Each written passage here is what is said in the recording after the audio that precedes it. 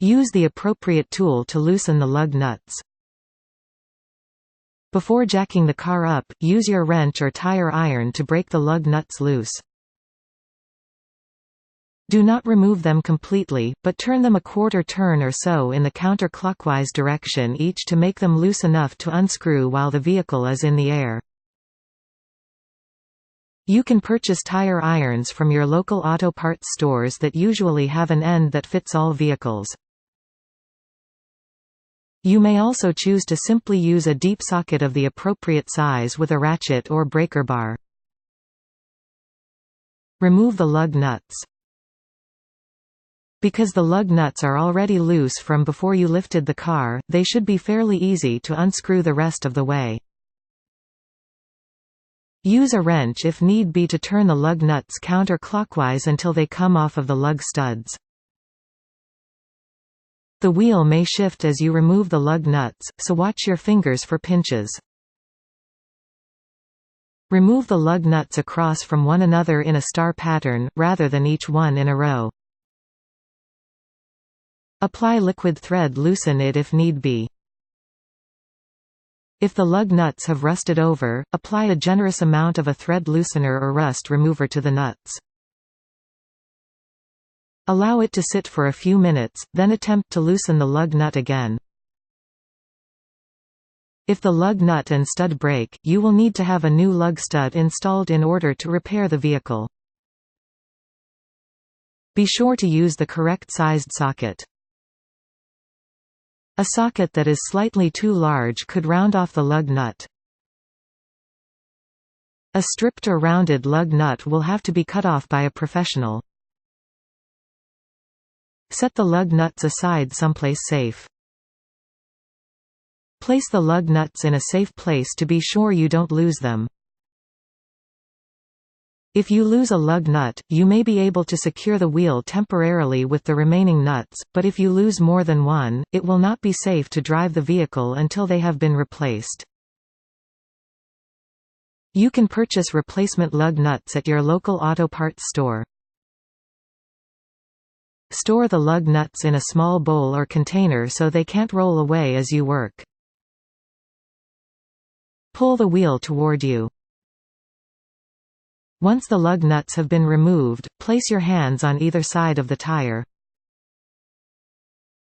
Grip the back of the tire and pull it toward you to remove the wheel from the lug studs.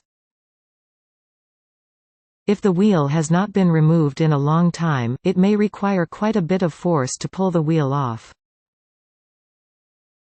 Be careful, if the tire is damaged there may be metal wire sticking out of it that can cut you. Wear gloves to pull on a damaged tire. Use a rubber mallet to loosen stuck-on wheels. If the wheel is seized in place and won't come off from you pulling on it, use a rubber mallet to bang it loose. Strike the tire where the rim and tire meet all along the circumference of the wheel until it breaks loose. Do not use a metal hammer to hit the rims or you may damage them. It may take a good deal of force to remove the wheel if it is rusted in place. Locate the designated jack points for the vehicle. Each vehicle has specific points on the frame that are designed to withstand the weight of jacking up the vehicle. These jack points are not always easily identified, so refer to your vehicle's owner's manual to help you find them if you are having difficulty. There are usually jack points on the frame of your car to the inside of each wheel, and at a center point on the front and back of the car. Jacking the car up at a point that is not designed for it can cause damage to the frame of the vehicle. Close the valve on the jack. Trolley jacks utilize hydraulics to lift your vehicle off of the ground. When the hydraulic valve is open, the jack can't create pressure on the piston to lift the car. Use the handle of the jack to turn the valve clockwise until it is completely closed. Reinsert the handle into the jack once done if you used the handle to close the valve. Different jacks may place the valve in different places, but it is often a different color than the rest of the jack or is left unpainted completely. If you are using a scissor jack, there is no valve you need to close. Place the jack beneath the appropriate jack point. Slide your jack beneath the jack point closest to the wheel you intend to remove so the cup of the jack is sitting just beneath the frame. You may need to raise the cup of the jack slightly by lifting the jack handle and pressing it back down or spinning it once to make sure the jack is positioned properly. The cup on the jack should be centered on the designated jack point for the vehicle. There are teeth or ridges on the cup of the jack to help prevent the car's frame from sliding as it's jacked up. Use the jack to lift the vehicle. Depending on the type of jack you are using, you will need to either raise and lower the handle on a trolley jack or turn it on a scissor jack to raise the vehicle. Start slow, paying close attention to the frame around the jack point to look for signs of bending or crimping of the metal. If you see signs that the metal is bending, lower the car and reposition the jack onto the jack point properly. Only jack the car up as high as necessary. Raising a vehicle up too high can increase the danger of it falling off of the jack or jack stands. Once it is high enough to change the tire, place jack stands beneath it for safety.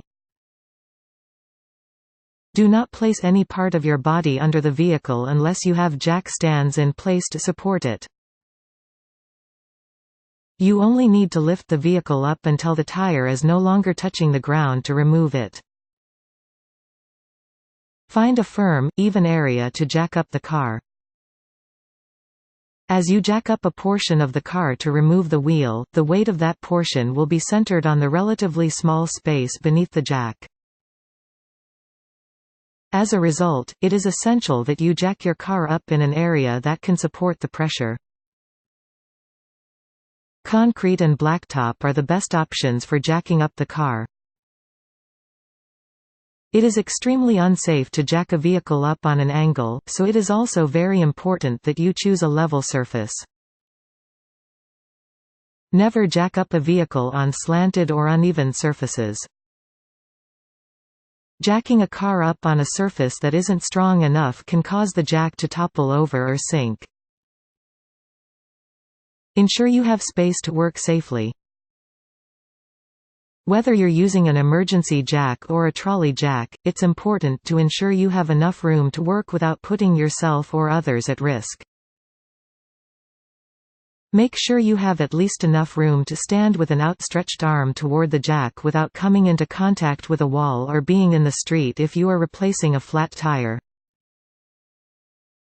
Make sure there's enough room to sit behind your jack without being in the lane of the road. Make sure the car is in park. If your car is equipped with an automatic transmission, it should be in park before you jack it up. Putting your car in park prevents the wheels from turning and will keep the vehicle from rolling off of the jack. Remember, however, your car may still shift when in park, so it's important to utilize wheel chocks in conjunction with placing the vehicle in park. Remember that putting the car in park will lock its drive wheels in place, so a front-wheel drive car's front wheels won't turn in park, and vice versa for a rear-wheel drive vehicle. If your car is equipped with a manual transmission, try putting the car in first gear to prevent it from rolling. You can place rocks or plastic wheel chocks purchased from an auto parts store behind the wheels to ensure they can't turn while you lift the vehicle. Engage the parking brake. Depending on the make and model of the vehicle, the parking brake may be a handle in the center console or a pedal on your left side when sitting in the driver's seat. Pull up on the handle or press down on the pedal to engage the parking brake and prevent your vehicle from rolling while it's being jacked up. Your owner's manual can help you locate your parking brake if you are unsure. The parking brake locks the rear wheels in place, so it will not help if the entire back end of the car is in the air.